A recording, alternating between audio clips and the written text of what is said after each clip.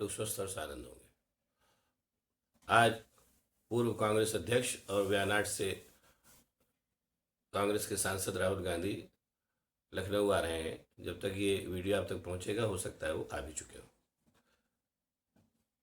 मोदी शासन के कार्यकलापों से भारतीय जनता को जागरूक करने के इरादे से राहुल गांधी पहले भी यात्रा निकाल चुके हैं और फिर यात्रा पर हैं।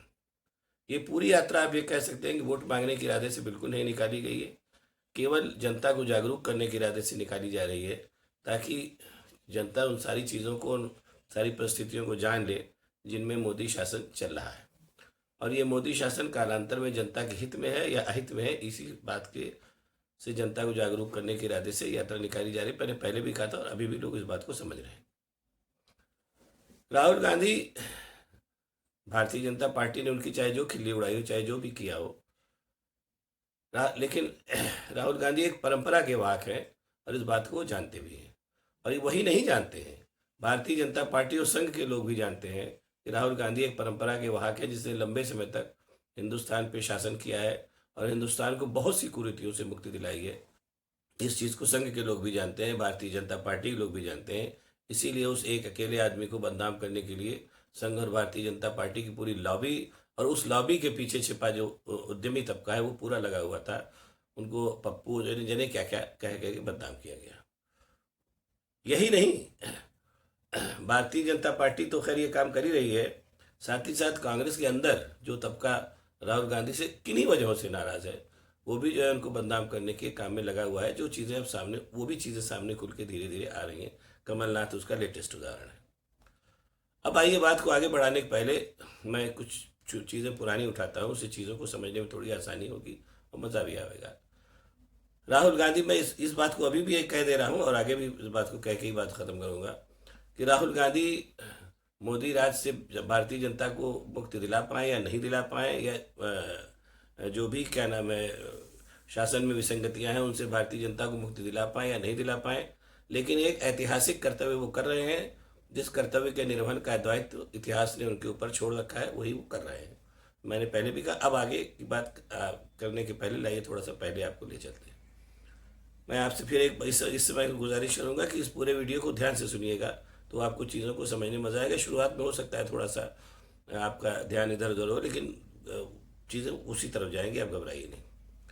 भारतीय स्वतंत्रता संग्राम जब शुरू हुआ तो अंग्रेज़ों ने, आप ठंडे दिमाग से देखिए, तो अंग्रेज़ों ने भारतीय राष्ट्र राज्य को हिंदुओं से नहीं छीना था, अंग्रेज़ों ने भारतीय राष्ट्र राज्य को मुसलमानों से छीना था।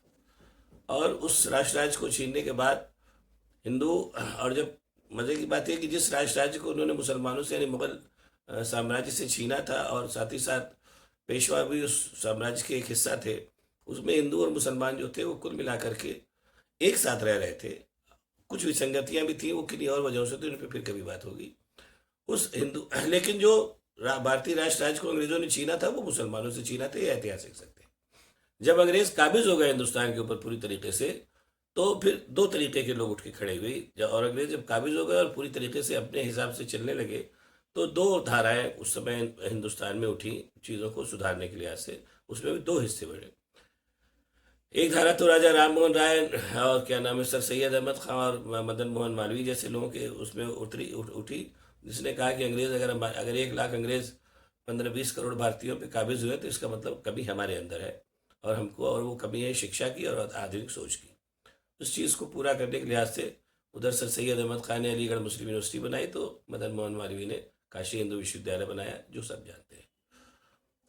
और वो सोच थी, जिस सोच को इन लोग लेकर के चले कि भारतीय गणराज्य, जो उस समय गणराज्य तो नहीं था, भारत एक देश था जिसमें आज का पाकिस्तान, बांग्लादेश और बर्मा वगैरह भी मिले हुए थे। उस समय ये लोग जो आपके सर सैयद अहमद खान और क्या नाम है मदन मोहन मालवीय जैसे सरी के जो लोग थे, गांधी जी तब तक प्रदेश में नहीं आए थे और नहीं नेहरू जी आए थे। ये लोग जो थे इस सोच के थे कि आधुनिक राष्ट्र राज्य की सोच और आधुनिक वैज्ञानिक सोच जो है भारतीय राष्ट्र राज्य को अंग्रेजों के चंगुल से मुक्त करा पाएगी, ऐसा ही उनका सोचना था। साथ ही साथ एक चीज़ और थी जिसपे कम लोगों का ध्यान जाता है, क्योंकि शायद ठीक से पढ़ाया नहीं जाता है, जो भी वजह मुझे बहुत नहीं पता, कि अंग्रेज जो थे भारत पर काबिज तो हुए थे, लेकिन वो इतने बुद्धिमान थे कि वो जानते थे कि भारत को हमें एक न एक दिन छोड़ के जाना होगा। तब तक अभी ध्यान रखिए, तब तक भारत पाकिस्तान को डिवीजन करने वाली बात भी नहीं थी, दोनों एक था। और उस समय ऐसी सोच भी नहीं डेवलप हुई थी कि उसको अलग किया जाए। अंग्रेज इस बात को चाहते थे कि हम जब भी भारत को छोड़ें तो हम भारत को आधुनिक सोच वाला राष्ट्र बनाकर छोड़ें, क्योंकि उनका ऐसा मानना था कि पूरा विश्व जिस सोच के तहत आगे काम करेगा, भारत भी उसी सोच का होगा तो उससे फायदा होगा। ऐसा अंग्रेजों की भी सोच थी, हालांकि ऐसा लोग कहते नहीं, लेकिन ऐसा था। आप इतिहास की उच्चतर स्तर की किताबों को पढ़ेंगे तो आपको समझ में आएगा। ये फेज चल रहा था। ये फेज लंबे समय तक चला और 1915 के आसपास तक चला। 1915 के आसपास फिर दो धाराएं फिर सामने आई। एक धारा कांग्रेस की थी, जो राष्ट्रीय, जैसा मैंने कहा कि आधुनिक सोच वाली धारा थी, जिसमें यह था कि भारत को आधुनिक सोच वाला गणराज्य बनाना है, जिसके जो संघर्ष चल रहा था अंग्रेजों के खिलाफ, उसका संघर्ष में नेतृत्व जो था नेहरू, महात्मा गांधी और क्या नाम है, और से तमाम, ये दोनों नाम प्रोमिनेंट आते हैं इसलिए मेरी भी जबान से निकल जाते हैं, और भी तमाम लोग थे जो उसमें क्या नाम है, ये सब तमाम लोग थे। उसमें एक धारा ये भी थी, उसका अलग से उसका विकास नहीं हुआ क्योंकि उसका विकास होना भी नहीं था, लेकिन वो भी धारा तार्किक धारा थी, जिसमें आपके सरदार भगत सिंह और चंद्रशेखर आजाद ये सब लोग थे जिनका ये मानना था कि अंग्रेजों को जो हिंसा से हटाया जा सकता था। उन्होंने भी अपना काम किया। महात्मा गांधी की धारा जो थी अहिंसा की थी, खैर वो चूंकि अहिंसा की धारा थी और इसलिए वो लंबा चली। हिंसा वाली धारा जो थी, इसमें इन लोग भारत की आज़ादी में जो ये जो लोग थे जिनको क्रांतिकारी कहते हैं, उनका भी बहुत बड़ा योगदान था, लेकिन बहरहाल उस पर बात फिर कभी होगी। और तीसरी धारा जो थी वो राष्ट्रीय स्वयंसेवक संघ के नेतृत्व में 1925 आंदोलन शुरू हुई, जिसका यह मानना था कि भारत को राष्ट्र राज्य तो बनाना है, लेकिन पुरातन संदर्भों में बनाना है, ऐसा उनकी सोच थी। ये तीनों धाराएं चली। उसमें कांग्रेस को सबसे ज्यादा प्रश्रय अंग्रेजों ने दिया, क्योंकि कांग्रेस और अंग्रेजों का सोच बिल्कुल मिलता था कि हमको भारत को आधुनिक राष्ट्र राज्य की तरफ ले जाना है। बाद में इन्हीं वजहों से वो मैंने बताया कि वो तो बहुत लंबी बात हो जाएगी, इसलिए मैं बीच बीच में वो करता जा रहा हूँ। बाद में किन्हीं वजहों से भारत में का डिवीजन हुआ और भारत और पाकिस्तान के रूप में दो राष्ट्रों को छोड़ करके अंग्रेज यहाँ से विदा हुए। अब भारत जब ये ऐसा हुआ तो उसके बाद जो है वो भारत जो था वो दो हिस्से में बढ़ गया, पाकिस्तान अलग हो गया और भारत अलग हो गया, जिसमें निश्चित रूप से भारतीय जो राष्ट्र राज्य था वो चूंकि कांग्रेस ने लंबा शासन किया था, इसलिए कांग्रेस ने उसका शासन उसके हाथ में आया और कांग्रेस के शासन शुरू हुआ। इसमें कोई शक नहीं कि जो नेहरू गांधी की जो परंपरा थी वो, जैसे मैंने पहले भी कहा था कि आधुनिक और विकसित सोच वाले भारत की थी। नो डाउट, ऐसा नहीं कि उन्होंने सब कुछ अच्छा ही किया, गलतियां उनसे भी हुई, आदमी से गलतियां होती हैं, लेकिन काफ़ी कुछ उन्होंने भारत को आधुनिक राष्ट्र राज्य बनाया और जो आधुनिक सोच का राष्ट्र राज्य था इसमें सब कुछ ठीक था। और सबसे बड़ी बात, उस राष्ट्र राज्य में इस बात की परिकल्पना थी, जो संविधान के माध्यम से परिकल्पित की गई थी, कि यहाँ पर हर आदमी को हर सुविधा दी जाएगी जिसका वो हकदार होगा और जिसके वो लायक होगा। वो सिलसिला चला भी, दलितों और पिछड़ों के लिए भी बहुत से काम किए गए, ये सब सारी बातें चली।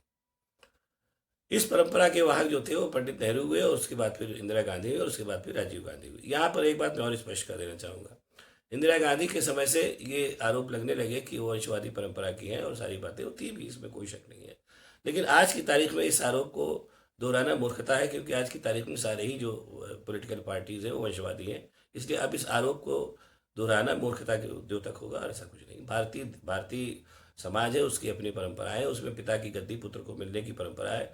अगर ऐसा राजनीति में भी हो रहा है तो कोई बुरी बात नहीं, ऐसा हो रहा है, नंबर एक।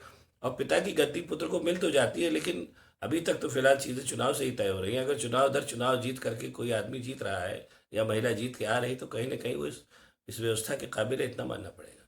ये बात मैं राहुल गांधी के लिए कह रहा हूँ। खैर, ये सिलसिला चला। राजीव गांधी की मृत्यु के बाद परंपरा स्थितियां थोड़ी सी बदली और पुरानी सोच के साथ साथ भारतीय जो राष्ट्रीय स्वयंसेवक संघ का जो भाजपा का धड़ा था, वो अटल बिहारी वाजपेयी के नेतृत्व में पहली बार प्रधानमंत्री बने और भाजपा ने अपने हिसाब से काम किया। हालांकि भारतीय जो भारत में पहले भी कह चुका हूँ, आज फिर कह रहा हूँ कि भारतीय जनता पार्टी की और राष्ट्रीय स्वयंसेवक संघ की अपनी कोई आर्थिक सोच कहीं से नहीं थी। धर्म और समाज को लेकर के उनकी सोच हो सकती है, लेकिन आर्थिक सोच में हमेशा फिसड्डी थे। वो जब भी पावर में आए तो उन्होंने वही काम किया जो कांग्रेस करके जा चुकी थी, और उस काम को भी उन्होंने कहीं ज़्यादा फूहड़ ढंग से किया, जिससे कि भारत में और थोड़ी बहुत अराजकता और बढ़ी ही। ये भी एक फैक्ट है, जानने वाले जानते हैं, जो इकोनॉमी के विशेषज्ञ है। उसको तो बहुत ज़्यादा यहाँ बताने का न समय है न ज़रूरत है। ये सिलसिला चला और ये सिलसिला अटल बिहारी वाजपेयी साहब के ज़माने तक चला।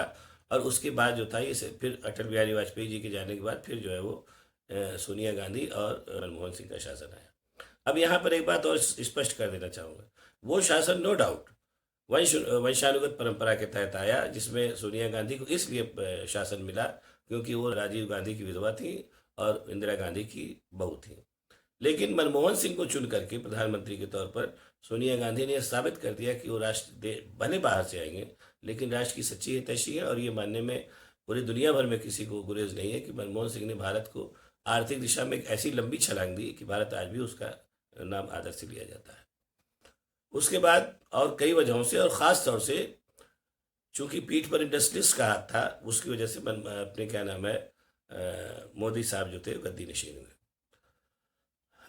मोदी ये कई कई मंचों पर कहा जा चुका है। अब एक जानी मानी सच्चाई है कि गुजरात के मुख्यमंत्री रहने के दौरान उनका इंडस्ट्रीज से अच्छा खासा संपर्क हुआ और उसी संपर्क को साधन बना करके वो भारतीय राजनीति में काबिज हुए, मुख्यमंत्री से प्रधानमंत्री बने और काबिज हुए। यहीं से एक और दूसरी बड़ी बात शुरू हो गई जिसको कि मानना चाहिए, इस पर चर्चा होनी चाहिए कि अब राष्ट्रीय स्वयंसेवक संघ अपनी सारी विचारधारा के साथ बैक में चला गया और कांग्रेस भी जो थी वो अपनी सारी विचारधारा के साथ तो पहले ही बैक पे जा चुकी थी।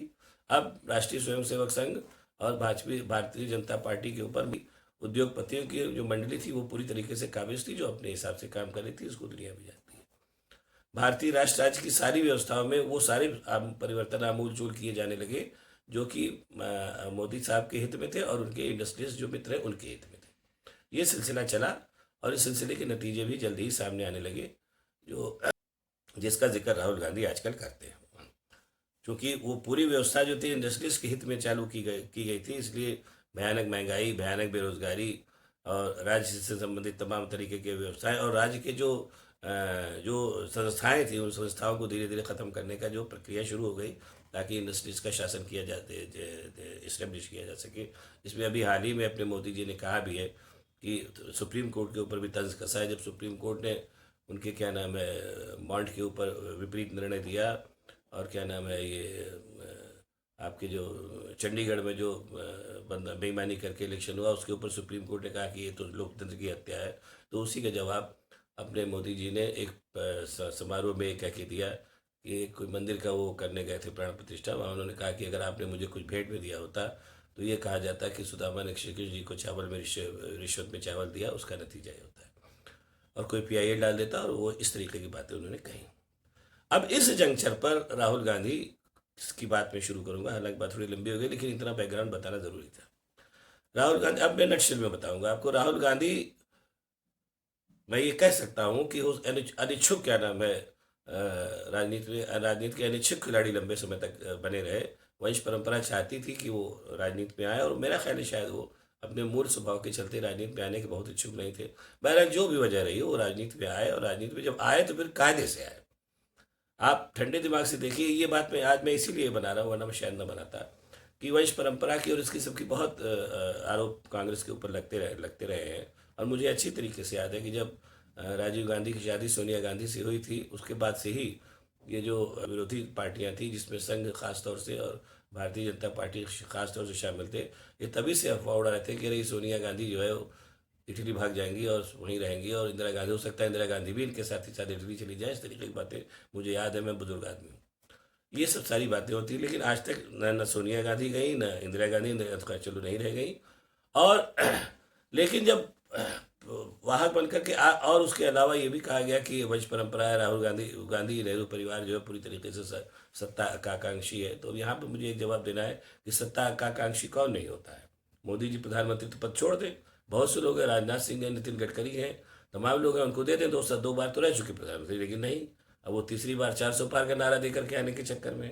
तो मानवीय जो क्या नाम है जो वो होती है क्या नाम है मानवीय जो वो होती है क्या नाम है जो स्थितियाँ होती हैं उनको लेकर के मजाक उड़ाना तो अलग बात है, लेकिन खुद वही काम करने पर बिना फांसी के ही पात्र बनते हैं, जैसे कई मामलों में आजकल मोदी जी बन रहे हैं। बहरहाल बात हो रही थी राहुल गांधी के जब राहुल गांधी ने पिछले 10 साल के उसमें पूरे प्रोसेस में देखा कि सारी की सारी संस्थाएं इस लायक कर दी गई हैं कि वो विपक्ष की आवाज़ सुन ही नहीं रही हैं और उनकी कोई सुन ही नहीं रहा है, और पूरी तरीके से स्थितियां जो है वो भारतीय गणराज्य की उनके हिसाब से विपरीत जा रही हैं, तो वो एकदम से खड़े हो गए। अपना सारा सोच झिझक जो कुछ चाहते हैं, जो भी उनके दिमाग में रहा हो। और यहाँ पे एक बात और कहूँगा कि ये राहुल गांधी के बारे में बात करते समय ये भी बात करें कि वो एक ऐसा व्यक्ति है जिसने अपनी दादी की हत्या देखी, अपने पिता की जघन्य हत्या देखी, और साथ ही साथ जिसका पूरा बचपना और पूरी युवावस्था बहुत ही मतलब बुरे दिनों को देखते हुए बीता। उसके बाद भी ऐसी शासन व्यवस्था से वो आदमी तो मुठभेड़ करने चल पड़ा, जो शासन व्यवस्था खतरनाक मानी जाती है, इसमें कोई शक नहीं। जैसा बातें लोग करके आती है, लेकिन उसके बावजूद वो कहते भी हैं कि मुझे गोली मार दे, मुझे कोई फर्क नहीं पड़ता, लेकिन मैं किसी से नहीं डरता, मैं वही चाहूँगा जो करूँगा। उसके साथ साथ वो पूरी की पूरी क्या नाम है व्यवस्था लेकर के चले, और जितनी भीड़ उनके साथ उमड़ रही है, इसमें कोई शक नहीं कि राहुल गांधी की बातें लोगों को समझ में आ रही है। उन बातों को मैं दोहराऊंगा नहीं, कई बार दोहरा चुका हूँ और वो सब लोग जानते हैं।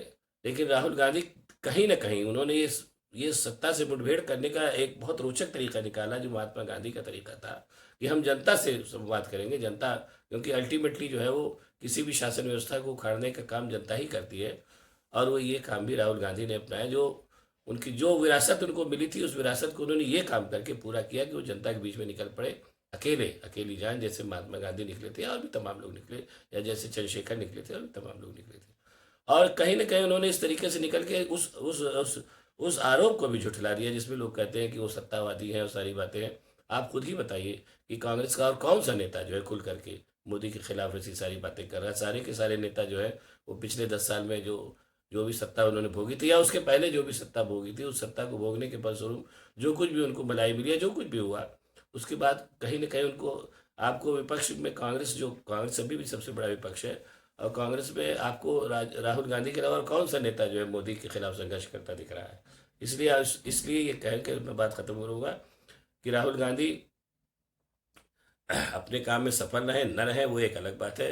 मोदी क्या नाम है वो भारतीय जनता को जागरूक करने के काम में वो निकल पड़े हैं, और भविष्य में वो इस चीज़ के लिए याद रखे जाएंगे। हालांकि अभी ये बात नहीं कहनी चाहिए, वो खुद भी काफ़ी यंग है, कि भारतीय राष्ट्र राज्य ने जो ऐतिहासिक जिम्मेदारी उनके ऊपर सौंपी थी जनता को जगाने की, उसको उन्होंने पूरा किया।